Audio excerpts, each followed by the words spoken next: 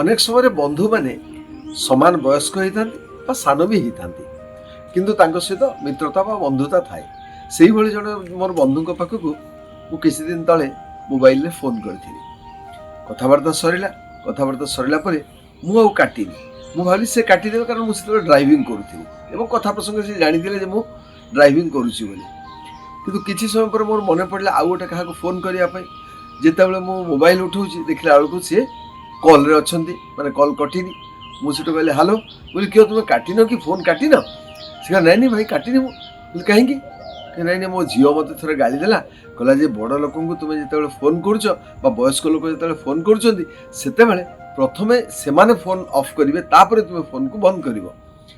ଏବଂ ସେଇଦିନ ଠାରୁ ମୁଁ ଯେଉଁମାନେ ସିନିୟର ଲୋକ ବା ବୟସ୍କ ମୋଠୁ ଗୁରୁଜନ ଯେଉଁମାନେ, ସେମାନଙ୍କୁ ଯେତେବେଳେ ଫୋନ୍ କରେ ବା ସେମାନେ ବି ଯେତେବେଳେ ଫୋନ୍ କରନ୍ତି ସେତେବେଳେ ମୋ ଆଡ଼ୁ ମୁଁ କାଟେ ନାହିଁ। ପ୍ରଥମେ ସେମାନେ କାଟନ୍ତି, ତାପରେ ମୁଁ କାଟେ।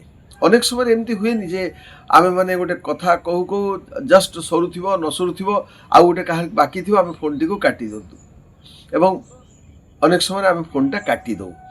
ଏବଂ ମୋତେ ବି ଅନେକ ଲୋକ ଅଭିଯୋଗ ଦେଇଛି, ଆପଣ କଥା କହୁ କହୁ ଫୋନ୍ଟା କାଟିଦେଲେ। ମୁଁ ଦେଖେ ଯେଉଁ ଜାଗାରେ ଗୋଟେ କଟିଂ ପଏଣ୍ଟ ଯେଉଁଠି ସରିଗଲା ସେଇଠୁ ମୁଁ ରହିଲି କହିକି ମୁଁ କାଟିଦିଏ ହଠାତ୍ କରି। ହୁଏତ ତାପରେ ତାଙ୍କର ଆଉ କିଛି କଥା ଥାଇପାରେ। ତେଣୁକି ବଡ଼ କଥା ହେଲା ଯେ ଯେଉଁଠି ଜଣେ ବରିଷ୍ଠ ଲୋକ ଫୋନ୍ କରିଛନ୍ତି ବା ଗୁରୁଜନ ଫୋନ୍ କରିଛନ୍ତି, ସେଠି ଆମେ ଅପେକ୍ଷା କରିବା ଯେ ଫୋନ୍ଟା ତାଙ୍କ ଆଡ଼ୁ କଟୁ ଏବଂ ଦେଖିବା ଯେ ଯଦି ଫୋନ୍ଟା ସେପଟୁ ଆସିଛି ତାହେଲେ ଯେଉଁ ଲୋକ ଫୋନ୍ କରିଛି ତାକୁ ପ୍ରଥମେ କାଟିବା ପାଇଁ ଦିଆଯିବା ଦରକାର।